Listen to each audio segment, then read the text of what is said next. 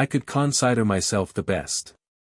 And that meant confronting the top American bodybuilders. So after winning my second NABA Mr. Universe title in 1968, I set off for the States. In 1969, I devised a plan that involved winning 3 top titles in 1 year, the championships of all the important federations. I competed in the International Federation of Bodybuilders Mr. Universe contest in New York and then went immediately to London for the NABA Universe, which gave me 2 titles in 1 week. But even with these victories I had not beaten everyone, so I planned to do even more the next year. As the 60s drew to a close, 6 names emerged as dominant among the ranks of those who had been competing in the championship events: Dave Draper, Sergio Oliva, Bill Pearl, Franco Columbu, Frank Zane, and me. Bodybuilding in the 70s. In 1970, I went all out. I won the Pro AAU Mr. World, the NABA Mr. Universe, and the IFBB Mr. Olympia titles. Finally, I had defeated everybody, and now felt I could justifiably call myself world champion. The year 1971 marked the high point of the remarkable career of Bill Pearl. Pearl first won Mr. America in 1953, then went on to victories in the Universe in 1953, 1961, and 1967. At the 1971 Mr. Universe, 18 years after his Mr. America title, he came back to defeat the awesome Sergio Oliva and prove, once more, that he was one of the greatest bodybuilders of all time. Unfortunately, he did not continue on and enter the Mr. Olympia that year, so I never had a chance to compete against him, which prevented us from seeing who would come out as the top champion. I won 6 Olympia titles between 1970 and 1975, but it was not without considerable opposition. In 1972, for example, the formidable Sergio gave me a battle that is still talked about today.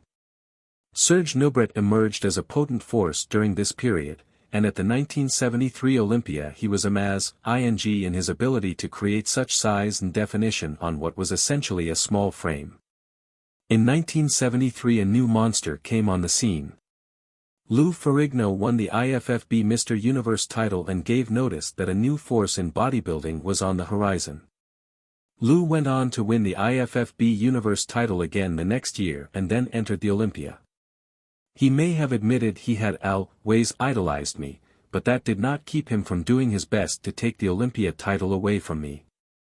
The 1975 Mr. Olympia was something of a high point in the history of this great event.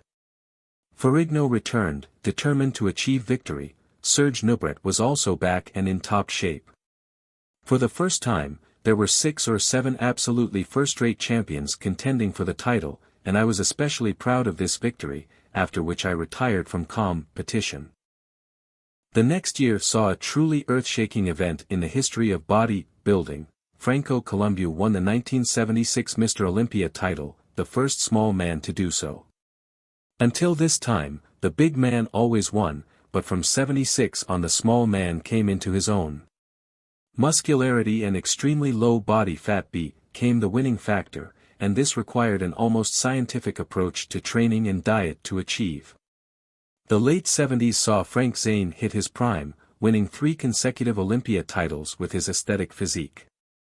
Robbie Robinson also achieved world-class status and displayed both highly aesthetic and muscular qualities. In contrast, when Cal Skolnick won the 1977 World Amateur Bodybuilding Championship, it was more by virtue of an incredible development of mass than a Zane-like symmetry. In 1980, I came out of retirement to win the Mr. Olympia contest in Sydney, Australia. I could hardly believe how competitive the sport had become by then, or that I would be pushed so hard by a bodybuilder as small as Chris Dickerson. All around me I saw examples of once unthinkable development, from Tom Platz's legs to Roy Callender's lats, unbelievable thickness, incredible density. My career has lasted longer than most, due in part, I believe, to the fact that I started competing so young, but in the 1970s the growing popularity of the sport meant that many of the stars of the 60s could stay active in competition to contend against the rising champions of the 70s. The 1970s also saw the rise of the International Federation of Bodybuilders as the dominant bodybuilding organization. Under the guidance of its president, Ben Weider, the IFBB consisted of more than 100 member countries and had become the sixth largest sports federation in the world.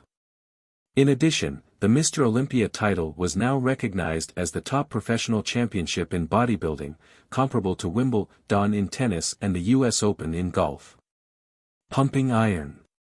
One of the greatest influences on bodybuilding in the 70s was the book, and later the movie, Pumping Iron.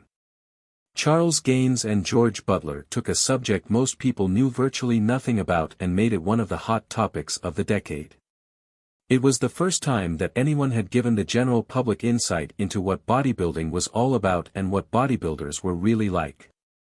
Gaines and Butler were able to attract the public to a sport that had long been neglected and misunderstood, and the success of Pumping Iron set the stage for 2 decades of explosive growth in the popularity of bodybuilding.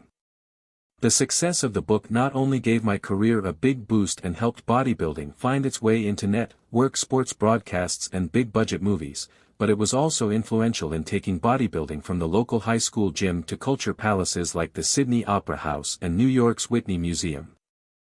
Bodybuilders have been featured on countless magazine covers, and bodybuilding is the subject of numerous best-selling books. Bodybuilding in the 80s and 90s. Once, I could stand on the Olympia stage and be challenged by 1 or 2 other competitors. In 1980 the Olympia stage included Frank Zane, Chris Dickerson, Boyer Coe, Ken Waller, Mike Mentzer, Roger Walker, Tom Platz, Samir Banout, and Roy Callender, among others. That lineup of talent would have been unthinkable in 1967, although a Sergio Oliva, Larry Scott, Reg Park, or Harold Poole in top shape would have been as impressive as ever in the 1980 Olympia. It isn't that the best are better, but that there are so many more top contenders than ever before. As the 80s got fully underway, it was clear that this breadth of competition was here to stay.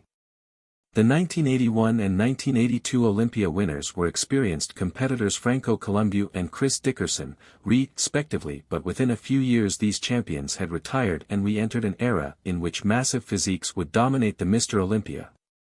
Until this time the smaller man had had just as good a shot at winning the Mr. Olympia as the bigger competitor. At the beginning of the 1980s there had been more Mr. Olympias won by under 200-pound body builders, Scott, Zane, Columbu, Dickerson, than by competitors bigger than 200 pounds, Oliva, Banout, and me, and Samir weighed just slightly over 200 pounds at that. Then Lee Haney came along and was able to make use of his massive and aesthetically well-proportioned physique to win 8 Mr. Olympia titles, breaking my record of 7 wins.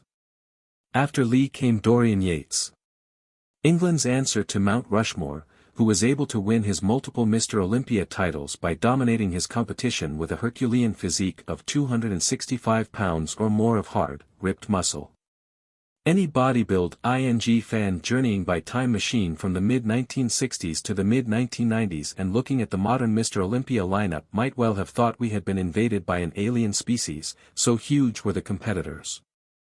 Alongside Dorian he would see Nasser El Sonbati, almost the same size, along with Paul Dillett, Jean-Pierre Fuchs, and Kevin Leveron, also massive that only near-perfect development allowed smaller bodybuilders like Sean Ray, an Arnold Classic champion, and Lee Priest to hold their own on stage. A sign of the times in the 1990s has been that aesthetically awesome Flex Wheeler, weighing about what I did in my final Mr. Olympia victories, has never been one of the biggest competitors on stage. Obviously, this represented a trend that could not go on indefinitely. A 270-pound Mr. Olympia, yes, but the competitive physique is getting to the point where the necessity of maintaining symmetry, proportion, and detail will not allow much more increase in size. It's just physically impossible for a 320-pound bodybuilder to have the same aesthetic quality of one weighing 220 pounds.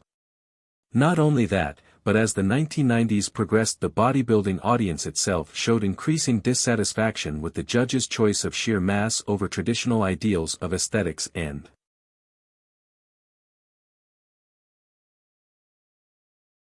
symmetry. But bodybuilding goes in cycles as do most other things, so a pendulum that swings one way will inevitably swing back to center and then to the other extreme. The explosive growth of bodybuilding. The 1980s witnessed explosive growth in bodybuilding, not just as a competitive sport, but in terms of its effect on our culture and the public in general. When the decade began, the International Federation of Bodybuilders was already a successful organization, boasting more than 100 member nations. By the 1990s the IFBB included 160 countries and, according to IFBB President Ben Weider, had become the fourth largest sports federation in the world. The Soviet Union became an IFBB member in the mid-1980s, and after the breakup of the Soviet Union the various countries that had made it up also petitioned for IFBB membership, which also helped to swell the ranks of the organization. In 1990, China joined the IFBB as well and began hosting competitions, not just for men but for women bodybuilders as well. The culmination of this success came when bodybuilding received official recognition from the International Olympic Committee in 1997, making the sport of physique competition a full member in the international amateur sports community. The impact of bodybuilding on modern culture also became apparent as we began to see more and more muscular physiques represented in both print and television advertising. One bank trumpeted its strength as a financial organization by including a muscular arm curled in a biceps shot. Viewers were encouraged to use a particular collect call service in an ad featuring Arnold Schwarzenegger look-alike, sound-alike bodybuilder Roland Kickinger. Bodybuilding has certainly changed the physiques of movie action heroes. Once the public got used to seeing the kinds of bodies featured in films like Conan, Rambo, and Jean-Claude Van Damme martial arts movies, young movie and television actors, print and runway models all got the message that you'd better be in shape if you want to impress the public. Of course, all this growth presented problems of its own. The bigger you get, the more attention you draw, both positive and negative. While President Bush was pushing the idea of bodybuilding training through the vehicle of the President's Council on Physical Fitness, and publications like USA Today published articles praising the benefits to be gained from training with weights as the bodybuilders do, bodybuilding's detractors devoted increasing energy to attacking the sport. The worst beating bodybuilding had to take was over the issue of the use of anabolic steroids and other performance-enhancing drugs. There is certainly no doubt that drug abuse exists in the sport of bodybuilding. But too often it was overlooked that these same problems also exist in a wide variety of other sports. At one point Sports Illustrated published what many felt was a highly irresponsible article holding up the misdeeds of a former bodybuilder, who had not competed in some 15 years, as somehow representative of behavior to be expected from physique competitors because of their penchant for drug use. However, in response to both public pressure and the requirements set forth by the IOC, the IFBB announced the federation would be instituting an ambitious drug testing program, expanding upon the testing already being performed regularly at the IFFB World Amateur Body Building Championships, formerly Mr. Universe. I hope this program will not only help to educate young bodybuilders about the dangers of prescribed substances and dissuade them from experimenting with these drugs, but will also help persuade the public that bodybuilding is indeed a legitimate, exciting sport and its champions legitimate, admirable athletes.